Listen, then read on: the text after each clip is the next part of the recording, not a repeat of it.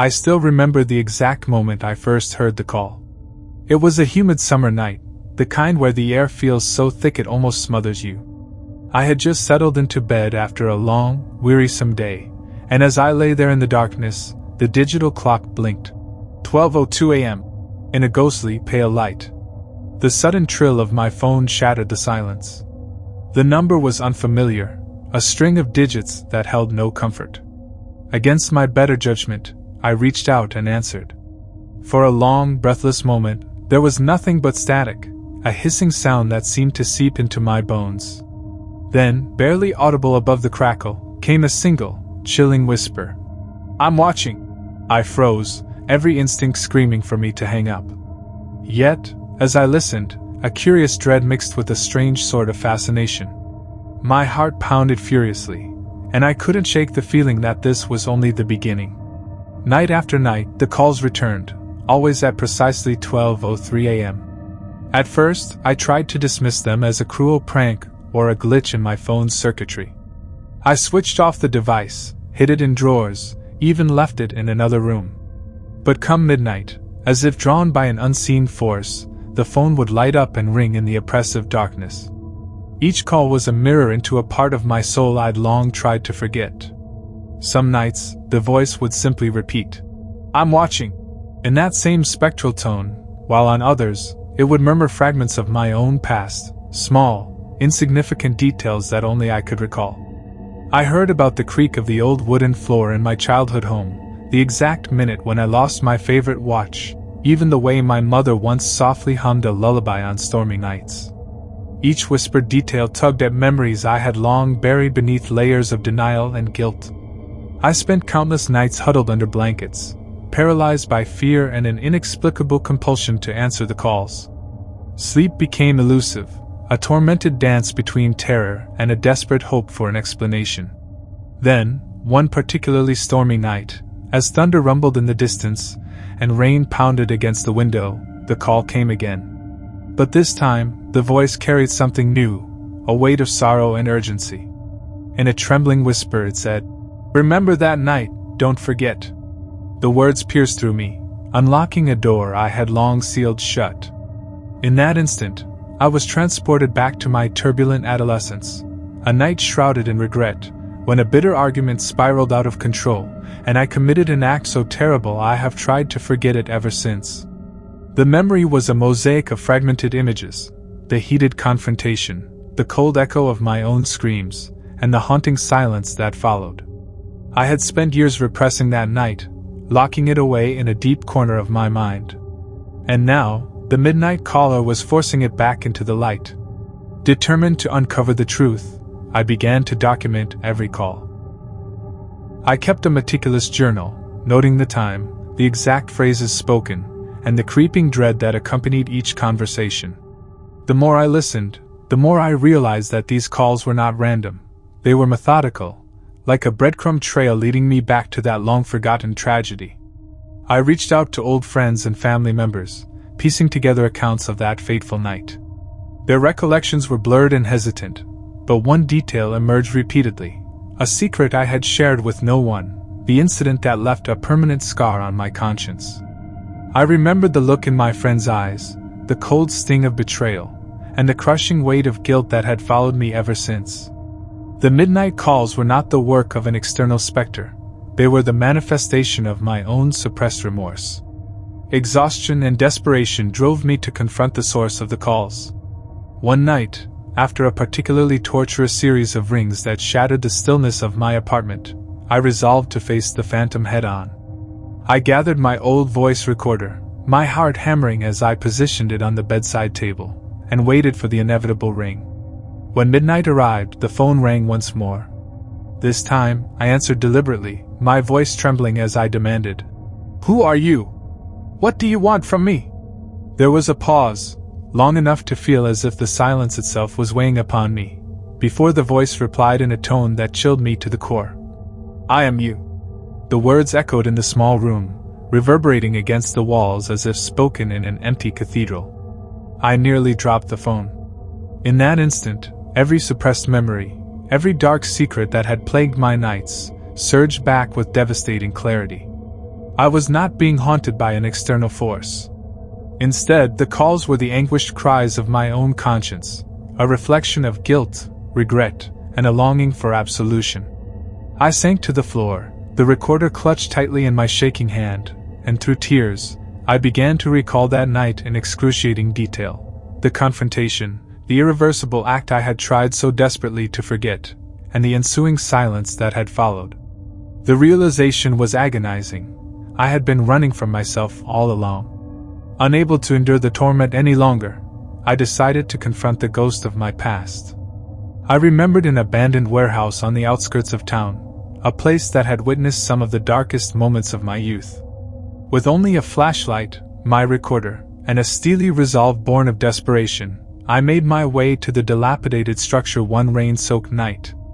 Inside, the warehouse was a mausoleum of memories.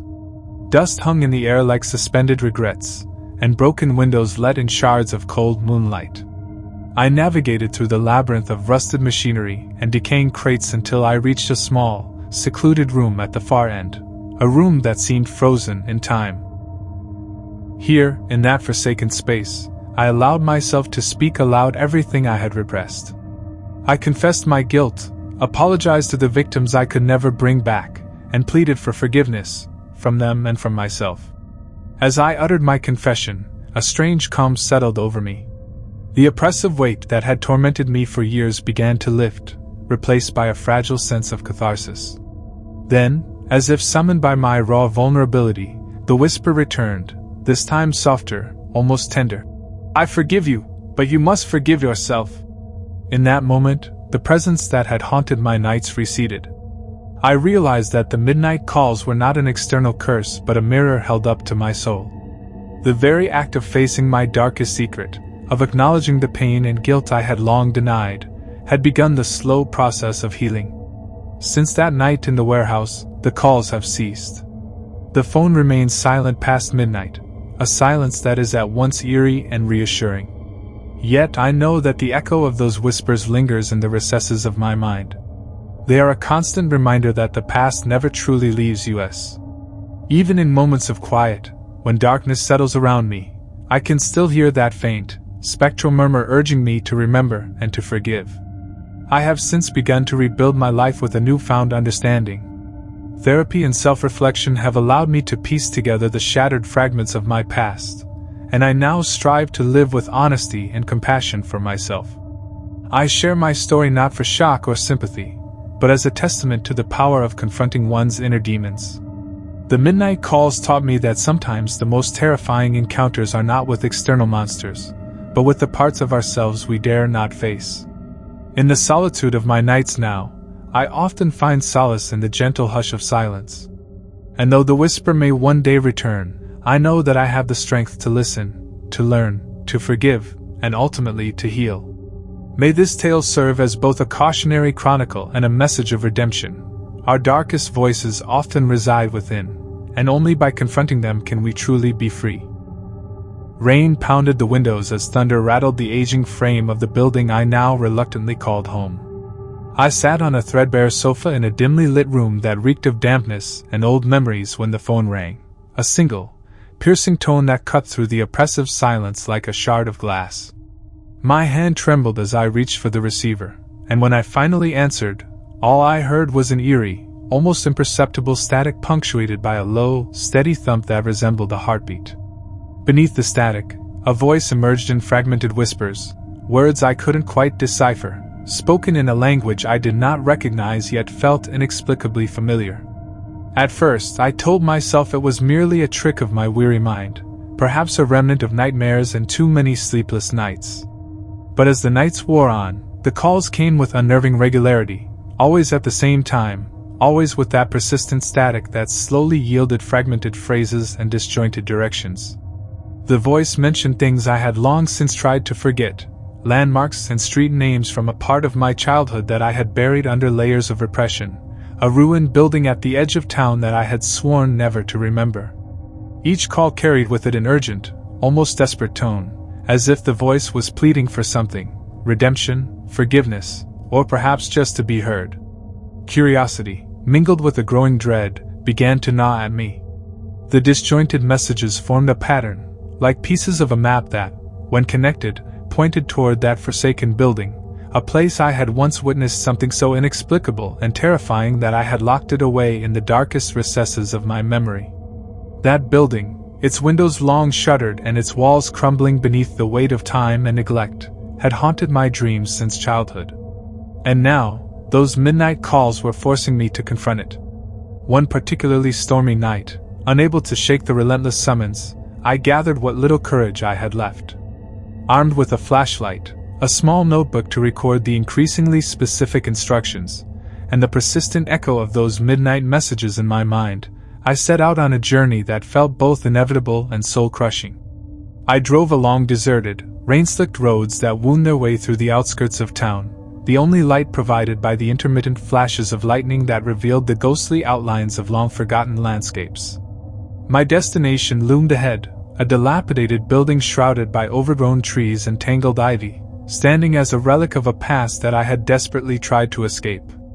As I pulled up to the building, its imposing silhouette against the stormy sky stirred a flood of memories, half-remembered images of a day that had left an indelible mark on my soul. I parked my car under a skeletal oak, its gnarled branches clawing at the gray sky, and stepped out into the tempest. The wind whipped around me, carrying with it the bitter scent of rain and decay. I hesitated only a moment before approaching the building, its facade a tapestry of peeling paint and crumbling masonry. Every step towards its entrance felt as if I were stepping deeper into a long-forgotten nightmare. Inside, the building was a labyrinth of dark corridors and empty rooms, each one echoing with the sounds of dripping water and the distant creak of shifting timbers. The air was thick with the scent of mold and damp earth, and my flashlight's beam cut through the gloom in weak, jittery bursts. I wandered through the halls, my footsteps soft on the warped wooden floor, each creak a reminder of the building's long abandonment. In one room, I paused at the sight of a half-burned candle whose wax had pooled into eerie shapes on the floor, next to a smear of what I feared might be blood, fresh and out of place amidst the decay. Scratched into the flaking walls were fragments of words, phrases that eerily matched the disjointed messages I had heard over the phone. A sense of foreboding grew with every step. The building seemed to breathe around me, its walls whispering secrets of a past drenched in sorrow and unspeakable terror. I pressed on, guided by a compulsion I could neither resist nor fully understand. As I explored deeper, memories long suppressed began to claw their way back into my consciousness, images of a childhood marked by an unspoken incident, a day of hidden terror that had defined me in ways I had never dared to admit.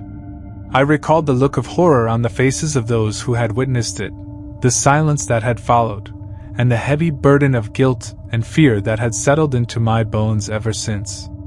In a narrow, dust-laden corridor, barely lit by the weak beam of my flashlight, I discovered a small, forgotten notebook tucked behind a broken door.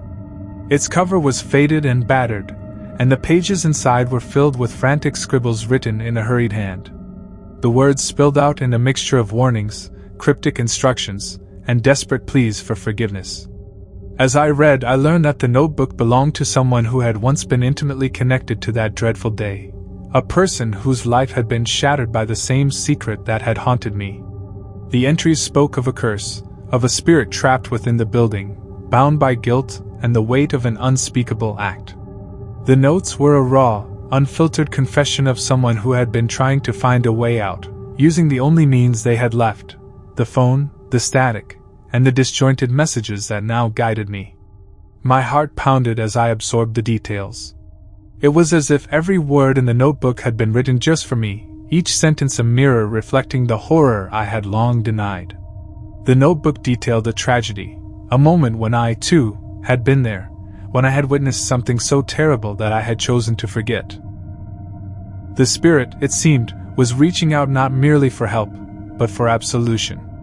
It spoke of a bond formed in that cursed moment, a connection that had haunted both our lives ever since.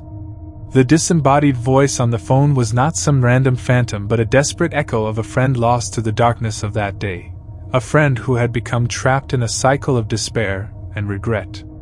As I stood in that corridor, clutching the notebook, the fragments of my past converged with the present. I remembered the whispered warnings of a day when innocence had been shattered, a day when fear and silence had taken root in my heart. Every line in the notebook resonated with that memory, each scribbled word a testament to a secret too painful to bear. I realized that the voice on the phone had been calling out to me, urging me to return to that place, to confront the truth I had so long hidden. It was a summons to break the cycle of guilt and to offer forgiveness, not only to the spirit trapped within these decaying walls but to myself as well. Driven by a mix of terror and a desperate need for redemption, I began reciting the words from the notebook aloud. My voice echoed in the empty corridor, each syllable a plea for forgiveness, a promise to right the wrongs of the past. The air around me seemed to shimmer with a palpable energy, and for a moment, the oppressive weight of the building's history lifted as if acknowledging my effort to mend it. The static on my phone, which had become a constant companion in my nightmares, began to resolve into a single, resonant word: forgive. At that moment, a presence stirred behind me. I turned slowly, and in the dim light, I saw a figure, a translucent, sorrowful silhouette that seemed to be composed of the same shadows and regrets that filled the building. The figure's eyes, heavy with unspoken grief and longing, met mine. In that silent exchange, I felt the full measure of a connection forged in tragedy and time. The ghostly presence reached out, as if begging for understanding, for the chance to be freed from the curse that had bound it for so many years. I whispered an apology, my voice trembling as I spoke the words I had long withheld. "I'm sorry," I managed to say, each word weighted with years of guilt and remorse. The figure's face softened, and a sad, almost imperceptible smile played upon its lips, a smile that conveyed relief and the faintest hope. In that moment, I knew that this was not merely a ghost story, but the culmination of a shared past, a hidden truth that demanded confrontation. The spirit, bound by sorrow and regret, was not here to terrorize me but to guide me toward a reckoning with the darkness that had haunted both our lives. The building seemed to exhale a long-held breath, its oppressive atmosphere lifting slightly as if in response to the act of contrition. The static on my phone faded, replaced by a profound silence that filled the space around me. I stood there for what felt like an eternity, the only sounds the distant hum of the storm outside and the slow, steady rhythm of my own heartbeat. Every moment was a reminder of the fragile boundary between the past and the present, a boundary that, once crossed, would forever alter the course of my life. I eventually left the building that night with a heart heavy yet strangely unburdened. The rain had lessened, and as I drove away, the storm clouds began to disperse, revealing a star-strewn sky that felt infinitely vast. I knew that my journey was far from over. The confrontation with my past had only just begun. The calls, the notebook, and the spectral figure had all been part of a process, an excruciating, soul-searching reckoning that forced me to face the memories I had tried so desperately to forget. In the days that followed, I found myself plagued by a newfound determination to understand every hidden detail of that tragic day. I revisited old photographs, sifted through forgotten diaries, and even reached out to people who had been there, hoping to piece together the fragments of a memory that had haunted me for so long. Each revelation was like a blow, a reminder of the innocence I had lost and the pain I had suppressed. Yet, with every painful detail unearthed, I also felt a small measure of relief, as if the act of remembrance was slowly dissolving the chains of guilt that had bound me. I began to document my experiences in a new notebook, writing down everything: the voice on the phone, the cryptic messages, the journey to that forsaken building, and the ghostly encounter that had forever altered my understanding of the past. The process was cathartic, even if it reopened old wounds. I realized that the voice, the static, and the cursed building were all manifestations of a truth that I had been running from for far too long. I had to face it, no matter how terrifying it seemed. In quiet moments, as I sat in the solitude of my apartment, I would listen to the phone, half expecting it to ring again. But the calls had stopped, as if my act of forgiveness had sealed the channel between our worlds. I felt a lingering sadness for the spirit that had reached out to me, a sorrow that was intertwined with my own regret and longing.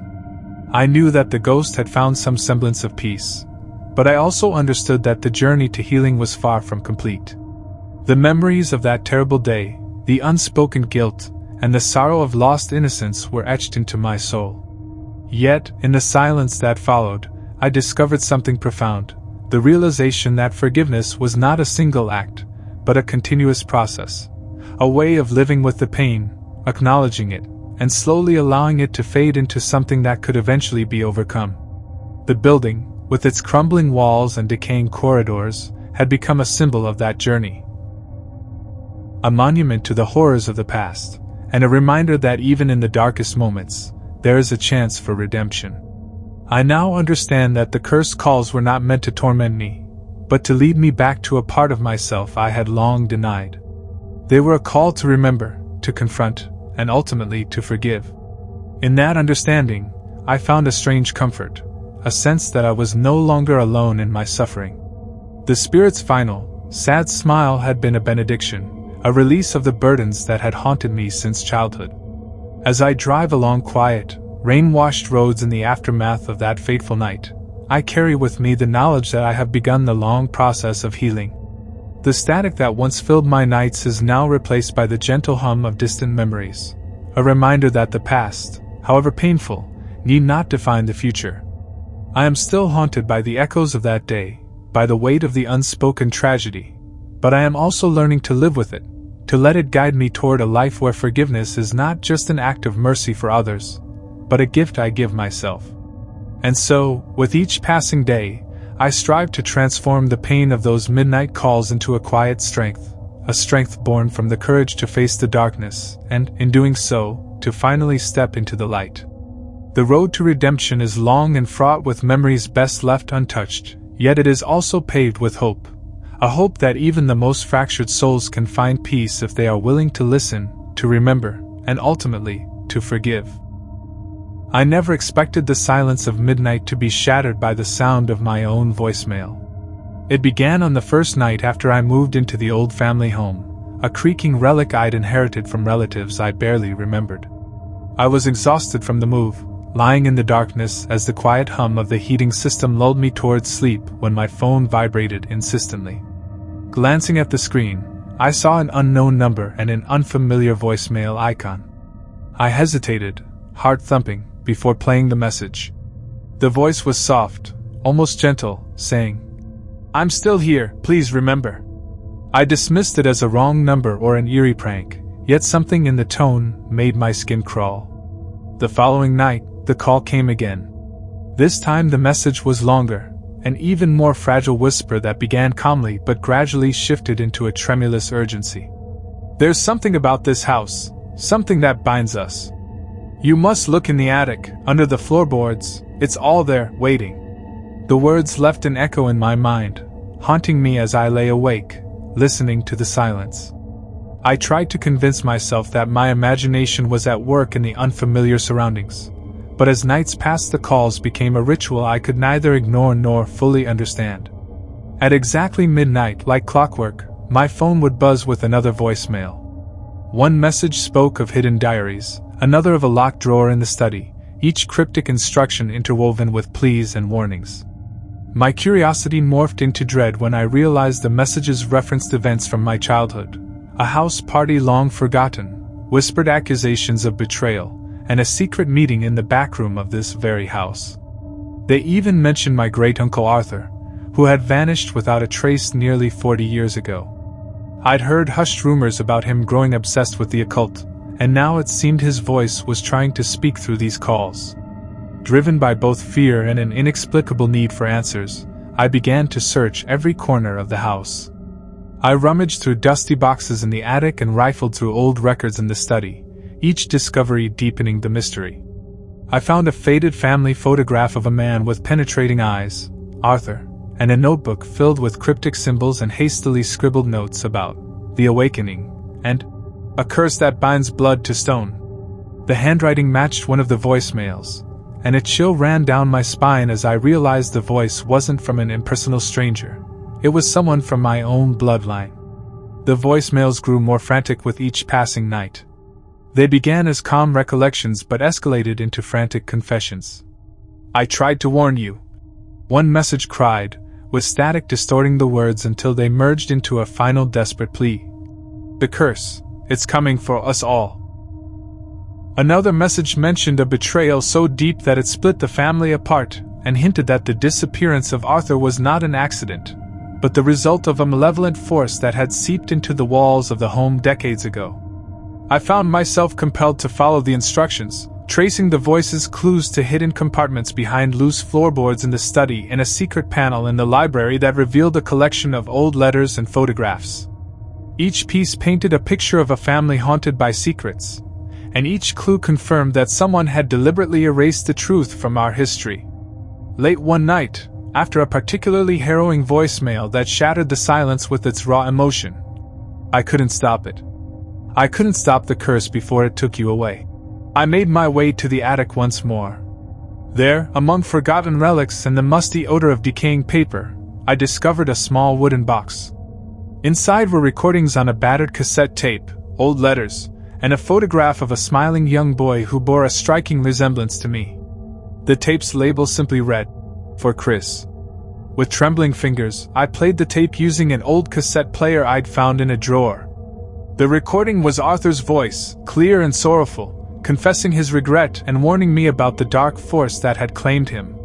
He explained that the curse was linked to a family secret, one of betrayal and forbidden rituals, and that the phone calls were his final attempt to reach out from beyond, to guide me toward a truth he'd been forced to bury along with himself.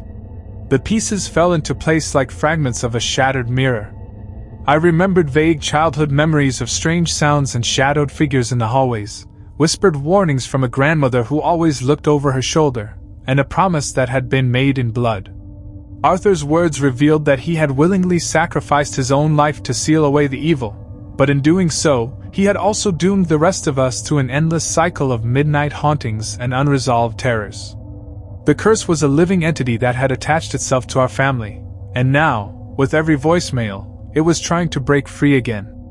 Now I sit in the dim light of my living room, the phone buzzing again at the stroke of midnight. I listen as the message begins with a familiar, ragged whisper. "I'm still here, please remember."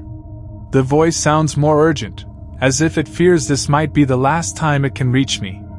I feel an overwhelming compulsion to act, to gather every scrap of evidence, to confront the dark presence that has loomed over my family for generations. With the cassette in hand and the box of secrets spread out before me, I understand that the voicemails were not a random horror but a carefully orchestrated warning. Arthur's final message, his desperate attempt to save us, now hinges on my ability to break the cycle. The sinister force he warned about stirs in the corners of the house, and every midnight call is a reminder that time is running out. I must confront the curse, or risk losing everything to the darkness that has haunted our bloodline for far too long. As the call ends and silence descends once more, I realize that my life, my family's legacy, and my very soul depend on deciphering this mystery before the curse claims another victim. The voicemails have become both my guide and my curse, a chilling connection from the other side, urging me to remember, to act, and to finally lay to rest the secrets that have tormented us for decades.